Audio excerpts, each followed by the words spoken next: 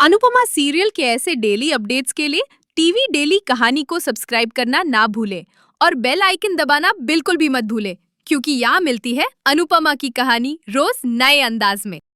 आज के एपिसोड की शुरुआत होती है एक रहस्यमय माहौल से, जहां चौल वाले पराग कोठारी को अनुपमा से मिलते देख रहे होते हैं।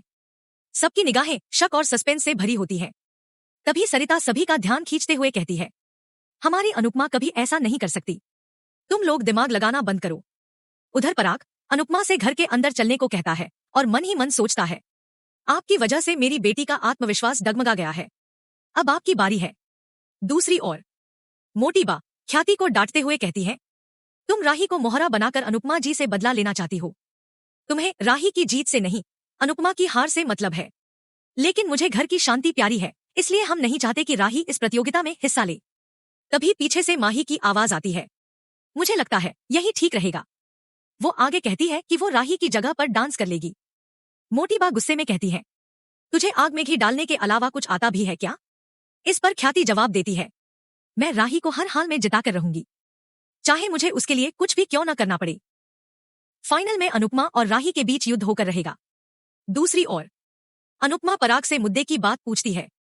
पराग एक गोल्डन कार्ड दिखाते हुए कहता है, यह इंटरनेशनल कार्ड है।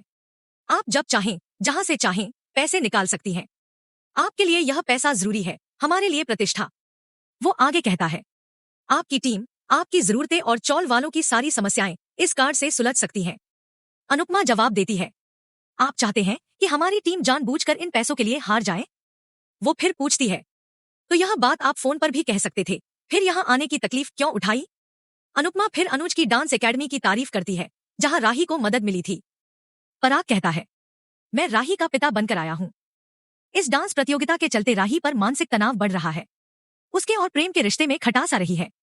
अनुपमा कहती है, जो कुछ भी हुआ अनजाने में हुआ, लेकिन अब जब आपको सब पता चल गया है तो आप चाहते हैं कि हम प्रतियोगिता से हट जाएं? फिर वह कहती है, आप राही की जीत नहीं, मेरी हार चाहते हैं, ताकि आपको और आपके परिवार को सुकून मिल सके।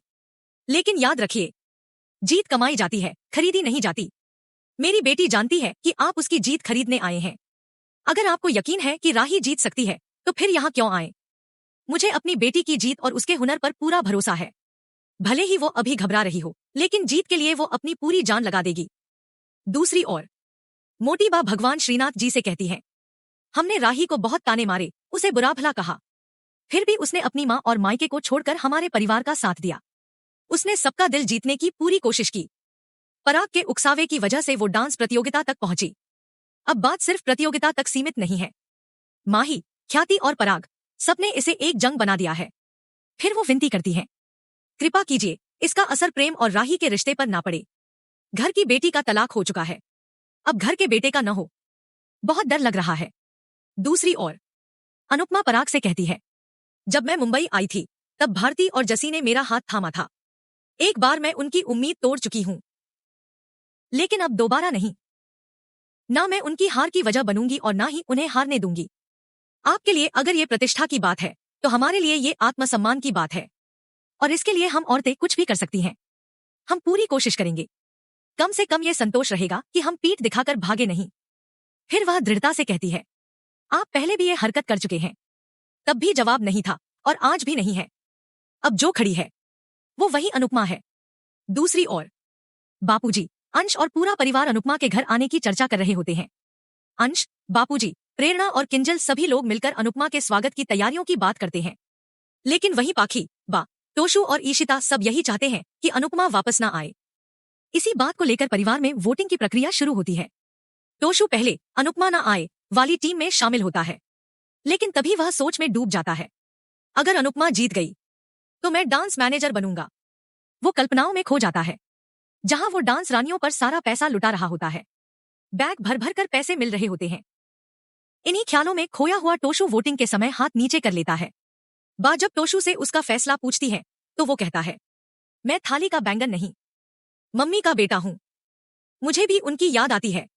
मैं भी अंश की तरह उनसे माफी मांगना चाहता हूं। यह घर उन्हीं का है, उन्हें यहीं रहना चाहिए। तोशु का यह रूप देखकर सब लोग स्तब्ध रह जाते हैं। वो वहां से चला जाता है। पाखी कहती है, इसकी चालाकी भरी अक्ल में कुछ तो चल रहा है, तभी तो ये ऐसा कर रहा है। और बा मन ही मन बुदबुदाती है, तुम लोग कुछ भी कर लो, मैं अनुपमा को इस घर में वापस नहीं आने दूंगी।